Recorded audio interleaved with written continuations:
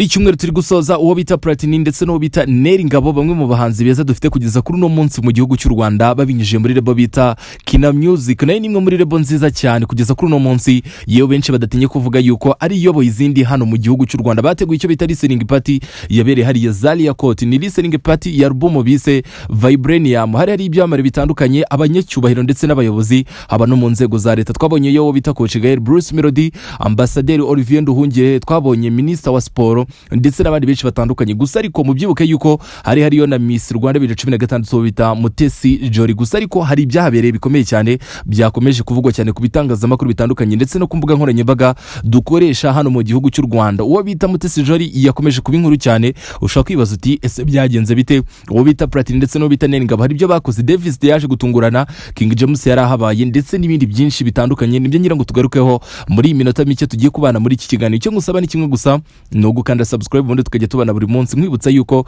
ibiganiro nk'ibi biryoheye amatwi na handi bisanga ari kuri YouTube channel yanyu Philox TV Show. Nkwibutsa yuko njye kumva kuri mikoro ni Philox umwana wo mu ntara. Reka nkwikaze muri ubu buryo ubundi nze dusesengura buri kimwe, umenye icyahabereye, umenye ibyabaye. Ese album bayiguza ngahe ko hari abatanze miliyoni 10 ndetse na miliyoni 5. Ibyo byose ngiye ngo tubisesengure. Icyo ngusaba ni kimwe gusa, bana nanjye kugeza ku musozo. Reka nkwikaze muri ubu buryo.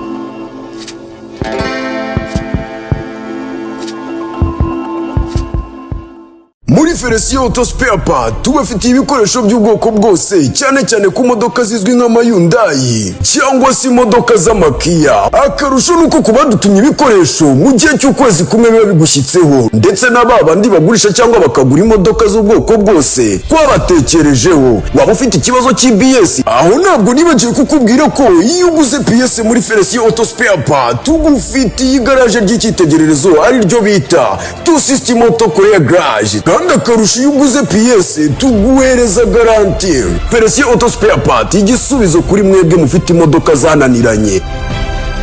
Nongeye kuguha ikaze tubana buri munsi nkuko wari umaze kubyumva, nari ngerageje kukunyiriramo muri make uko byari bimeze hariya muri Zalia Court habereye listening party y'igitaramo cyangwa se yo kumvisha abantu album bita Vibranium na album y'umuhanzi bita Neri Ngabo ndetse no bita Platini. Abo bose baje gufatanya basohora album nziza cyane yabaye ku itariki 29 z'ukwa munani bera hariya Zalia Court Kigali Complex. Murahazi neza cyane, ni lebo yitwa Kina Music yarabigizemo uruhare rukomeye cyane, iragendezana ibyamare byinshi bitandukanye bahurira hariya kugira ngo babumvishe album. Gusa ariko ntago ari ibyamare bitandukanye gusa, hari n'abayobozi bakomeye nk'uwo bita Ambassadeur Olivier Nduhungirehe, uyu akaba ari Minister of Foreign Affairs and International Cooperation, muramuzi neza cyane. Ndetse hari n'uwo bita Minister of Sport, uwo bita Neri Mukazayire.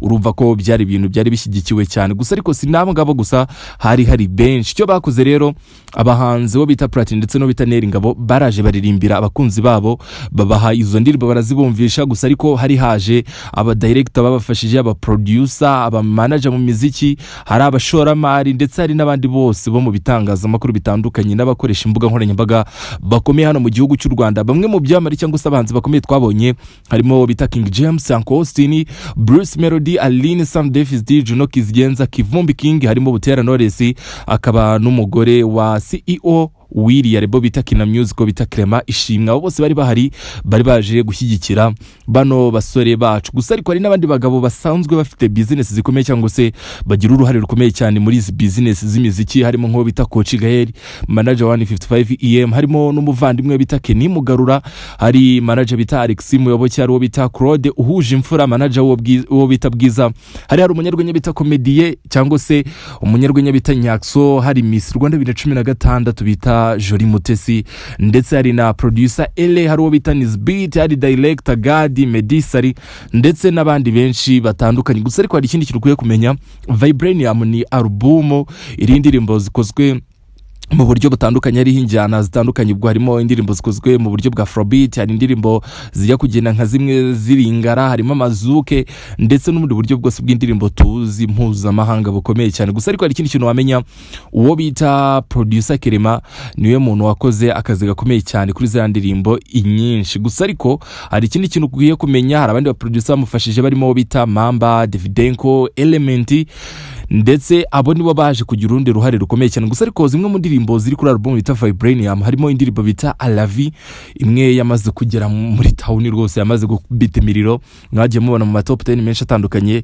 irimo. Harimo n'izindi ndirimbo zitandukanye nk'indirimbo bita Look at You, indirimbo bita Hoya Chocolate, Notre Histoire, harimo indirimbo bita We Made It ndetse n'izindi murabyumva. Kuko icyo wamenya cyo iriya listening party yo yari ikomeye, mwakomeje kubona amavideo menshi atandukanye, abantu bibaza bati ese bishoboka bite cyangwa se byasabye imbaraga zingana iki kugira ngo uwo bita Clement Ishimwe ahurize hamwe ibyamare bingana gutya abastari bakomeye cyane muri showbiz tuzi tunatinya, niko ntanabisobanura.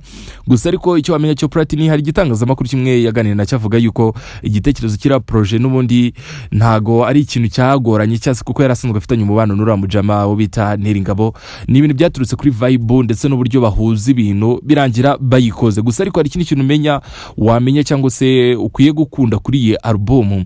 Iyi album n'ubundi ijya gutangira cyangwa se ijya gukorwa, twabanje kumva amakuru avugwa yuko hari amakuru avuga yuko bita Neringabo na Platini bashobora kuzasohora indirimbo. Nayo makuru twumvishe bavuga yuko ari indirimbo imwe, bidatinze twese tubona yuko ari album yose iyo bita Vibranium. Na album nziza cyane kugeza kuri uno munsi nakundisha buri wese. Gusa ariko ikindi kintu kuye kumenya bajya gutangira, kimwe mu bintu abantu bishime bari hariya ni uwo bita Zuba Lay, umwe mu bakobwa baherutse gusinya hariya muri yo bita Kina Music. Umukobwa nibwo bwa mbere yarataramiye abantu mu ndirimbo yakunzwe cyane, indirimbo bita Igisabo, abantu benshi barayikunda.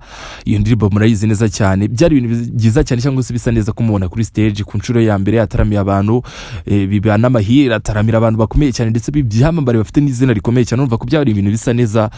Anyway, uwo bita Neringabo rero nyuma yuko Zuba Lay yavuyeho, Neringabo yaje gukurikiraho aririmba indirimbo ze. Gusa ariko hari uwo bita Platini waje gukubita abantu show, yaje kubakubita indirimbo bita aba ex afitanye n'uwo bita Adolphe, muramuzi neza cyane, abakubita indirimbo bita Jeje ari kumwe n'uwo bita Davis yaje kuri stage n'ikabutura nziza y'umukara, umujama benshi bakunda. Naho nkurikiye muri aka kanya baza kumanuka muri commentaire umbwire ku giti cyawe Davis umushyira ku mwanya wa kangahe mu bahanzi beza dufite kugeza kuri uno munsi. Rero uwo bita Platini ndetse na Davis baje kuririmba indirimbo bita Jeje, imwe mu ndirimbo nziza cyane. Nyuma yayo uwo bita Platini yaje gukurikiza indirimbo bita Nta Birenze ari kumwe na Knowless, agenda kurikiza izindi ndirimbo zagiye zitwika mu gihe cye muri ya myaka yashize akiririmba cyangwa se agikorana na TMC bari muri Dream Boys. Gusa ariko icyo wamenya cyo nuko uyu muhanzi bita Platini yatanze show nziza cyane, abantu mwari muhari mwarabyiboneye. Gusa ariko ijoro rijya gusoza cyangwa se bajya gufunga, nuko Neringabo na Platini baje barangije baha abantu bonus cyangwa se babahereza indirimbo zose baziririmba imwe ku yindi, icyo twakita live nziza cyane y'abahanga babiri, uwo bita Platini ndetse no bita Neringabo. Gusa ariko nagira ngo tugaruke kuri zimwe mu nkuru zagarutsweho cyane muri iki cyumweru tuvuyemo bijyanye n'iyi album bita Vibranium. Uwo bita Mutesi Jolly, uyu numwe mu bakobwa bakomeye cyane hano mu gihugu cy'u Rwanda, igiye kumuvuga bisaba ko ubivuga neza cyane kuko abenshi banamwihebeye. Tugenda tubona ku mbuga nkoranyambaga intambara benshi bamurwanira iyo hagize ushaka kumuvuga nabi cyangwa se ushaka gutandukira ngagira ibyo avuga bifutamye kuri we. Uyu rero bita Mutesi Jolly hagizeho umwanya wo gukora cyangwa se wo gufasha cyangwa se wo kugura album, sinzi uburyo nabigusobanuriramo. Uwo bita Mutesi Jolly yagize ati ngewe ku giti cyanjye yarahagurutse, nkwibutsa yuko bita Rutura, umwe mu banyarwenya bakomeye cyane ariko wabaye n'umunyamakuru mwiza cyane kuri Kiss FM, niwe wari wabaye master of ceremony. Uyu nguyu rero yaje kwakira bita Mutesi Jolly imbere, aravuga ati ngiye ku giti cyanjye ndere icyo ngiye kubafasha. Alture yasomye shake yaherejwe n'uwo bita Mutesi Jolly, yari iri mu mazina ya Ishimwe Clement. Iyo sheke yari iriho akayabo ka miliyoni 10, avuga yuko ari inkungate y'abahungu be, abakunda, abafana, abashyigikiye anytime no mu bindi bikorwa azagenda agaragaramo. Kugeza no kuri uno munsi benshi barakibaza bati ese ayo mafaranga mwokagira Imana mwe, aba bantu koko umuziki ko bawukunda, miliyoni 10 nizo yaguze Vibranium. Suwo gusa aro bita Prophet muramuzi neza cyane, numwe mu bagabo bakunze gutanga inote cyane ushyigikira kuba yarari hari byari bihagije kugira ngo inote zibare. We yarahagurutse afata mic avuga yuko ku munsi bucya azatanga amafaranga agera kuri miliyoni 5 ku isaha y'isaha. Nubwo uruva ko ayo mafaranga yatanzwe ku munsi w'ejo washize, umunsi wo kuwa gatandatu cyangwa se ku isabato ku Adventiste. Rero yari show nziza cyane. Gusa ariko ndaza gusoreza kuri aka kantu uwo bita Mutesi Jolly n'ubundi bari gucrosinga ibinyitangazamakuru bitandukanye ndetse n'abakoresha imbuga nkoranyambaga batangiye gukoresha ama interview umwe mu byamare byari byahageze.